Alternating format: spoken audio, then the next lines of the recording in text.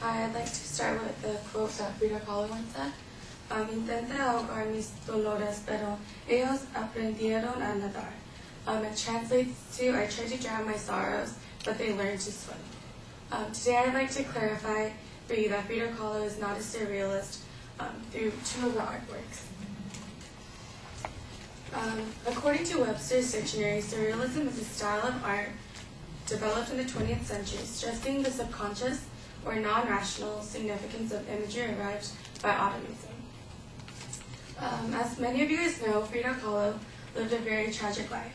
By the time she was 18, she was crippled from her childhood polio, and she was nearly killed when a tram struck a bus she was riding. 30 operations later, bedridden and in constant pain, she began to paint. Not only was she physically ill, but she had many emotional pain because of her interrelationship problems. She began to paint her own struggle against her pains. And this is why I say that she's not a surrealist, because she uses literal imagery. She drew real things around her.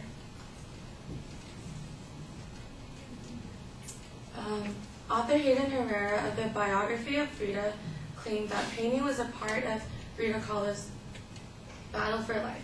It was also very much a part of her self-creation, in her art as in her life. A theatrical self-presentation was a means to control her world. So this is called What the Water Gave Me, and she painted this in the States in 1938. And this painting depicts who she is and all the complications in her life. These are all the things she has but not necessarily want. In a bath, you take what is attached to the water. We have no choice but to take it in, just as our real lives. It's not identified, but we can safely assume that this is a painting of Frida Kahlo in the tub. The components of this art piece represent who she is and her identity. So, for example, on the top right, you can see the Empire State Building. It symbolizes that she's at the U.S. at that time, and it's coming out from a volcano because she didn't like it here at all. She felt very self-conscious, and her home being Mexico, she always wanted to go back. And then if you look at her left foot, or right from your side, you can see that it's like bleeding, and it looks defective because it symbolizes her pain. She had a lifelong battle of neuropathic pain, and as you can see the water is not clean, it has many things in it. In the middle, right here, she is stripped and she is half submerged under the water to show her lack of confidence she had in herself from the time she moved. Another symbol that she used was a portrait of her parents, right there. It shows different colors of her parents, and it symbolizes her dual heritage of Europe and her mom being a native. And then this is called The Two Fridas. It's a double self-portrait. This painting illustrating the literal split between her two selves is from this period of turmoil and self-doubt. It juxtaposes internal conflict. So on the left, you can see that she's wearing a European dress from Hungary, and her heart, as you can see, is not doing well. It's decaying, and you can see the blood on her colonial dress, and it's not in a healthy condition. On the other hand, on the right side, or on the left side, she's wearing a traditional Tijuana, which is a Mexican dress, and you can see that her heart is full and healthy. And also she's holding a small picture of the baby that died during birth. Moreover, Frida Kahlo never drew things that are surreal in her life, but she always painted tangible things that surrounded her. She used paintings to relieve her pain.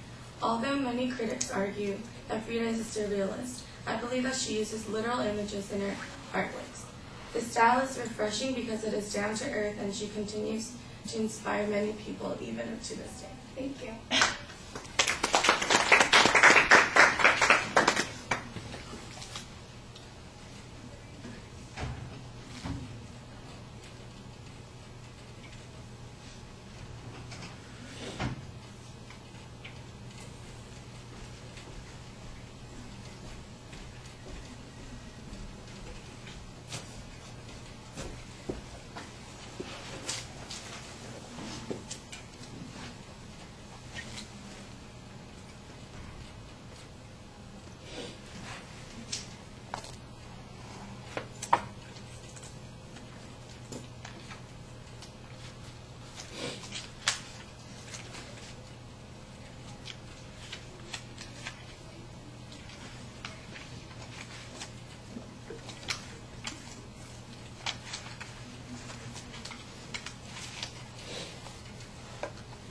All right, Kathy, what did you think? Okay.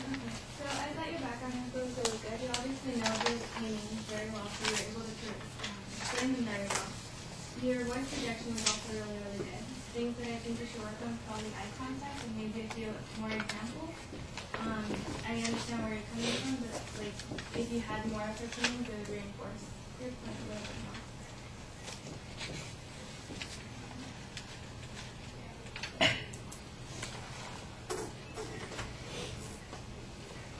All right.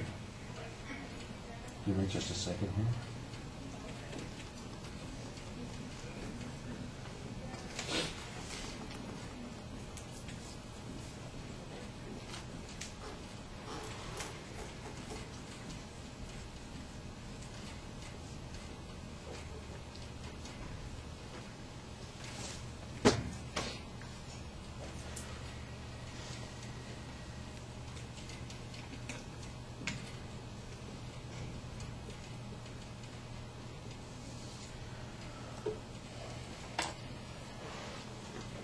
All right, I like the quote that you have at the beginning, although I don't know why we get it both in Spanish and English. That doesn't make much sense to me.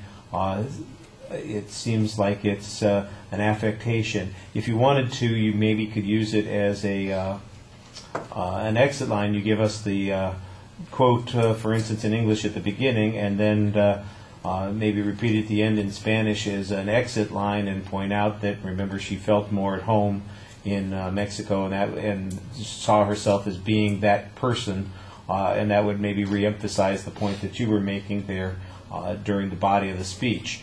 I think you have a very clear statement of your thesis. Your topic is very clear. What's not quite as clear is why this is a controversy. Right at the end of the speech, you suggest that critics or historians or other artists have suggested that this is a controversy. They've classified her as a surrealist, and that's why you were in fact talking about this.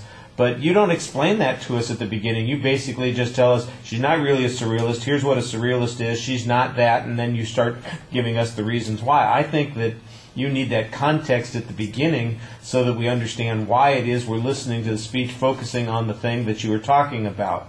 The historical information, I think that was fine. You give us a brief piece of information about that. That's not really the focus of your speech, which I thought was okay. It's just background information. The descriptions of the visuals that you have, I think, are pretty effective. I'm not sure if all of the interpretations are yours or if they are the interpretations of others that have that you're utilizing here, and I think that that might be something that needs to be cited a little bit more effectively. I couldn't really tell what the organization of the speech was other than the examples of the pictures that you're looking at, and you're kind of deconstructing them and explaining to us what's different about it. I think because you rushed through your definition of surrealism, and I'm not sure that everybody would agree that that is the only definition of surrealism, that's why it gets to be a little bit confusing, because I'm looking at the images and going, well, based on what you've talked about, based on my expectations of what surrealism is, I could see a lot of what I'm looking at seems surreal to me.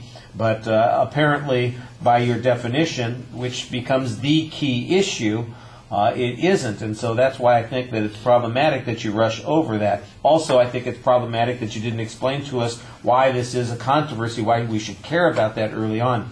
In my argumentation class, I always tell people when you're talking to an audience about an issue that they might not be familiar with, you have to explain to them why it matters, because otherwise they just go, they kind of think, well, that's like one of those philosophy questions, how many angels can dance on the head of a pin? That's a interesting question if I gave a damn about it, but why would I ever